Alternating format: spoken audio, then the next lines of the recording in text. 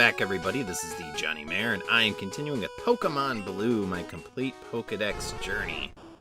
So in my last episode, we started the trek down the eastern shore towards Fuchsia City, and we took on routes 12 and 13. So we managed to get our recently acquired Jinx up to about the same levels as the rest of my party. And in this episode, we're going to continue down the last two routes on the eastern seaboard in order to get down to Fuchsia City. And then we'll head into the city proper in my next episode. But we're going to have some interesting things happening in this episode in the sense that a few of my Pokemon are pretty close to leveling up and actually evolving into more advanced forms. So we'll see when and if that happens. But we're currently at 53 out of 96 seen in my Pokedex. So we're going to face a lot of bikers down on these particular routes and also a lot of bird keepers. Specifically on this particular route, which is Route 14. That's where we're going to take on a lot of these same trainers kind of over and over again. And then once we get down to Route 15, we'll see a little bit more variety as we'll take on a few beauties and a few junior trainers as well. So bikers are going to have a lot of poison Pokemon, you're going to see a lot of coughing and also Grimer, and then sometimes the evolved forms of those as well. So my hope here is to get my Vulpix up to about level 35 so that it learns Flamethrower. And then I will finally get to evolve it.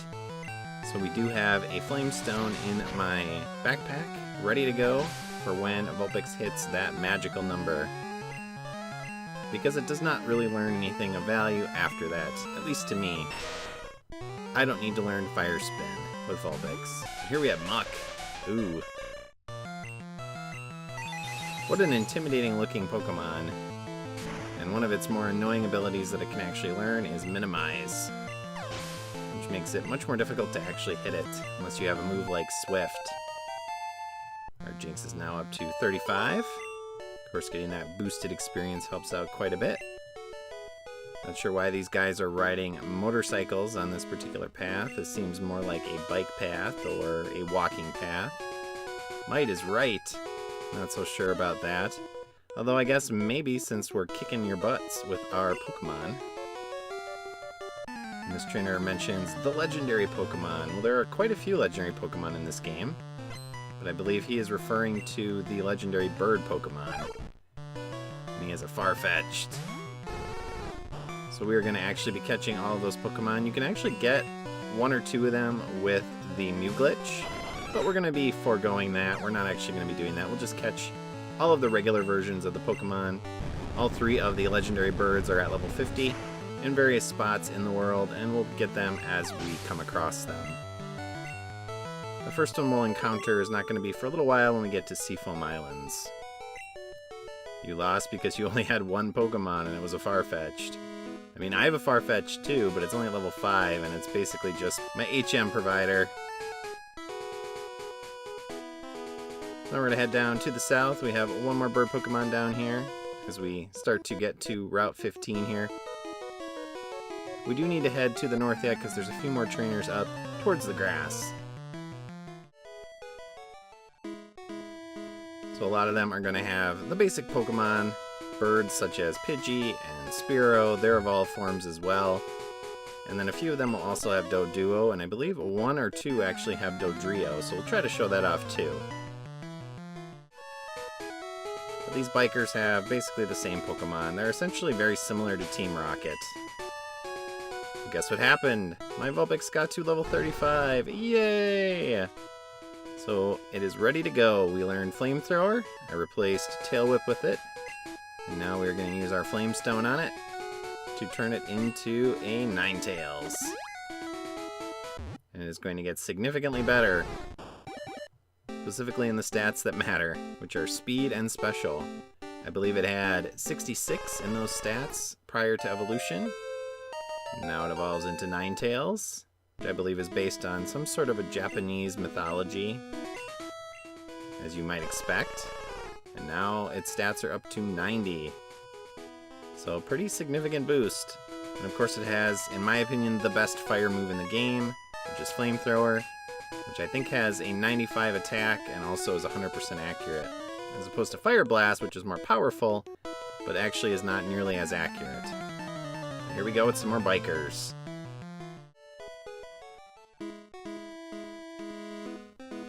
Yeah. I did. And I won.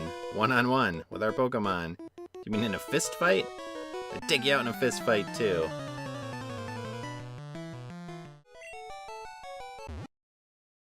Oh man, Squirtle is finally going to be able to evolve. We have reached level 35. So I'm going to let Squirtle evolve into Wartortle.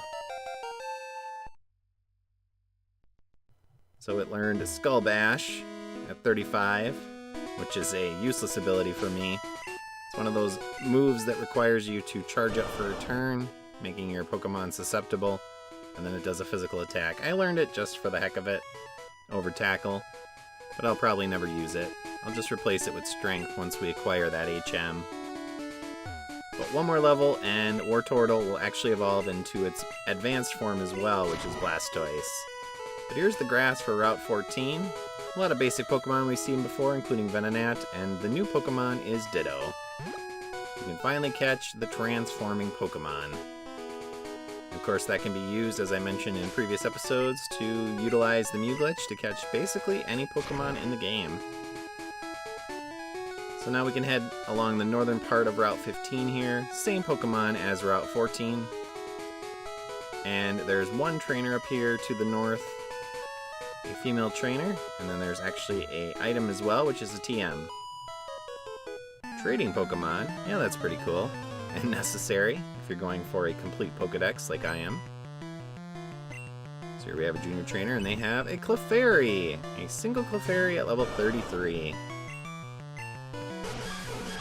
Let's see how it stands up to our newly evolved Pokemon. Please don't use Minimize. That is such an annoying ability. Look how tiny it is.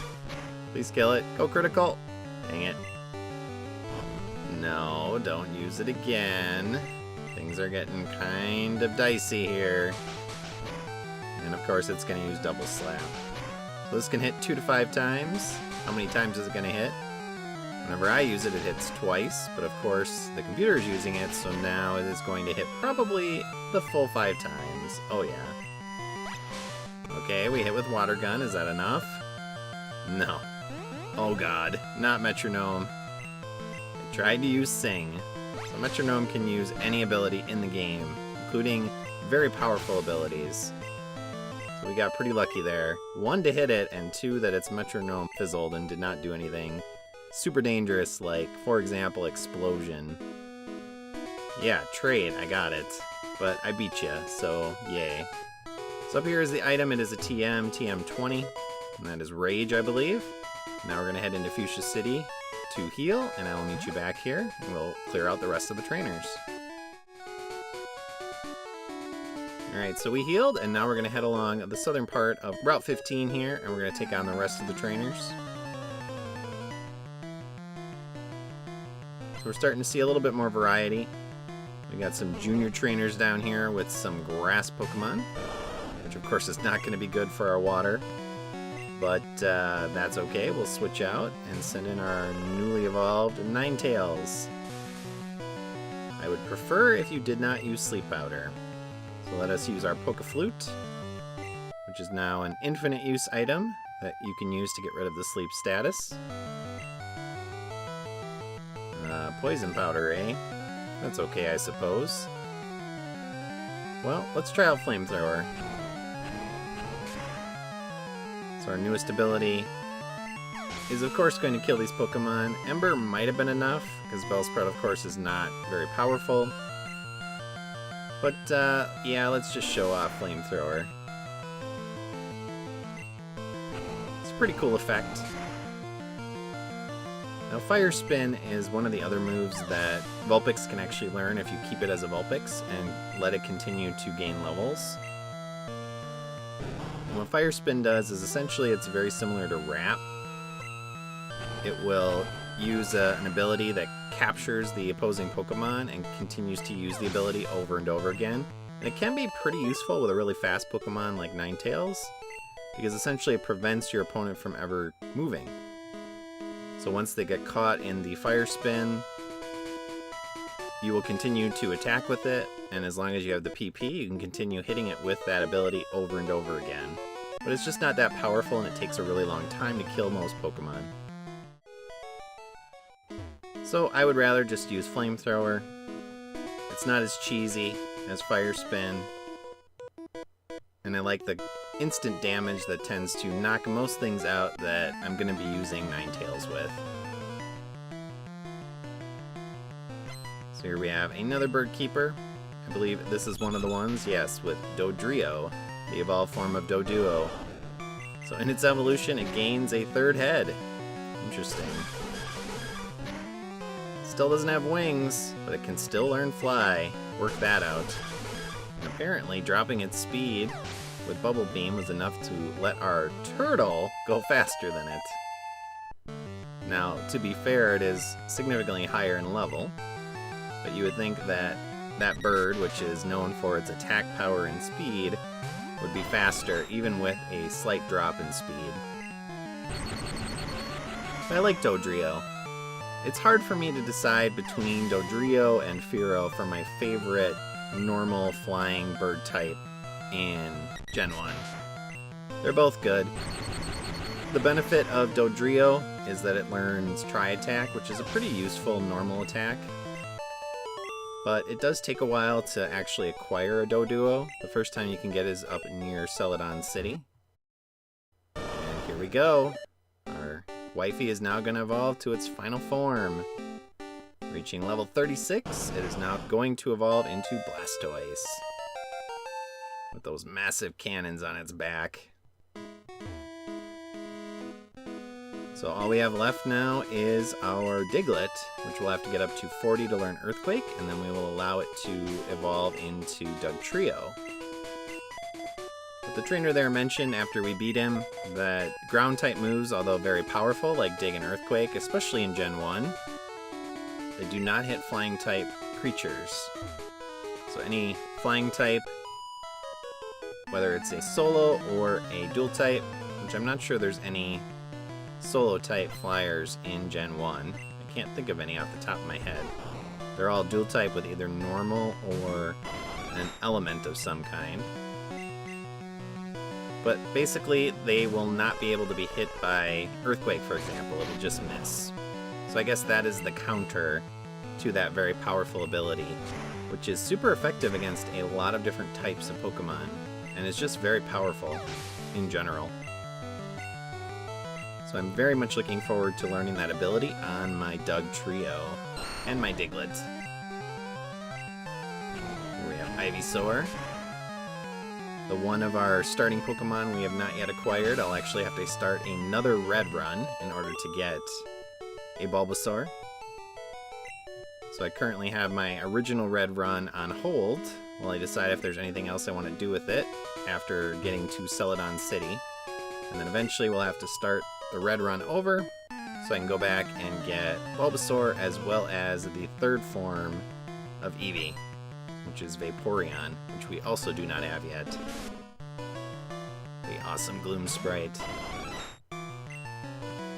Makes me want to sneeze just looking at it, and my allergies are kicking into high gear now as spring has finally sprung. You can use poison powder, that's fine. Just don't use paralysis or sleep. Those are the most annoying. Especially since we're going to take you out, and in Gen 1, you do not take poison damage if you knock out the opposing Pokemon. I believe in subsequent generations, you still take a tick of poison damage in between Pokemon if you're fighting a trainer, if you're poisoned. But I could be wrong. It's interesting that this trainer led with their most powerful Pokemon. I like that, as opposed to starting with, 3 or 4 Oddishes and then the Gloom. Try to stick your best foot forward, I guess. But we are almost done on Route 15, just a few more trainers to go. Trainer notes you can't change the nickname of any Pokemon you get in a trade, which is why our Jinx will be Lola until the end of the game, and our Farfetch'd will be Dux. And any of the other Pokemon that you acquire, like Mr. Mime in trades, you're gonna have to stick with whatever the name is. And that includes with, for example, Red. So if you're trading from Red, whatever they're named in that game, you would have to trade them back to rename them.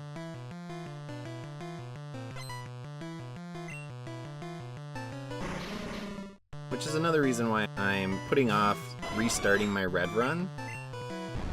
Because if someone decides they want to name one of the Pokemon I've caught in Red and trade it over, I want to be able to trade it back and change the name. But at some point I am going to just have to cut that off and restart my Red playthrough so I can pick up those last few Pokemon. So what is your other Pokemon here? Do you have anything unique? Ah, Weezing. Again, looks a little different in its evolution. It gained an additional head, I guess? Something weird? A mutation sticking off of it? Very creepy. But in between episodes, I am going to catch the 2 additional Pokemon in this area that I need, which are Ditto and Venonat. And I'll show those off at the beginning of my next episode. I haven't decided if I'm going to do the Cycling Road in my next episode before showing off Fuchsia, or if I'm just going to show off Fuchsia and then do Cycling Road. I'll have to make up my mind. Part of me wants to just do the city as a bit of a break from these last few episodes of a lot of trainer battles, but then another part of me wants to just continue with the trainer battles and get them over with. I'm a little cutie, eh? Well, thank you. So here we have a beauty. And they have a Pidgeotto. Well, what's interesting about that is, A, don't use Quick Attack. And don't crit me and do a ton of damage. That is Jinx's main weakness here. But we're going to hit you with Ice Beam, because flying types are weak to ice. Also have, interestingly, a Wigglytuff. Very interesting design on Wigglytuff. It's very wide. And those massive eyes.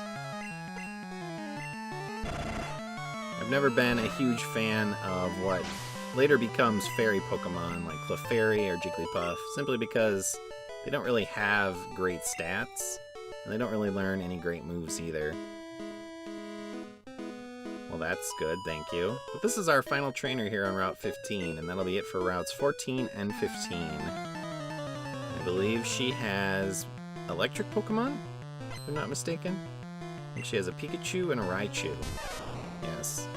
Starting off with Pikachu, with his little hearts, or electric pulses around him, and his tiny little T-Rex arms, at least in this sprite.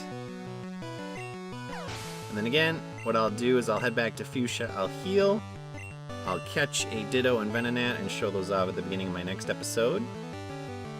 And we don't actually have Diglett with us, so we can't use him on Raichu here. And then next episode we'll either explore Fuchsia City, or I will head over to Cycling Road and take out all the trainers on those particular routes as well. Oh, don't use Thunder Wave on us. Well, luckily we can probably just use Quick Attack here to finish him off. Or her. So that should do it. So as always, viewers, thank you for watching. I hope you enjoyed this episode. As we finished up with all the trainers here on the Eastern Seaboard. Next time, we're going to look at Fuchsia City, perhaps, and or Cycling Road. So I'll see y'all in my next episode. So long!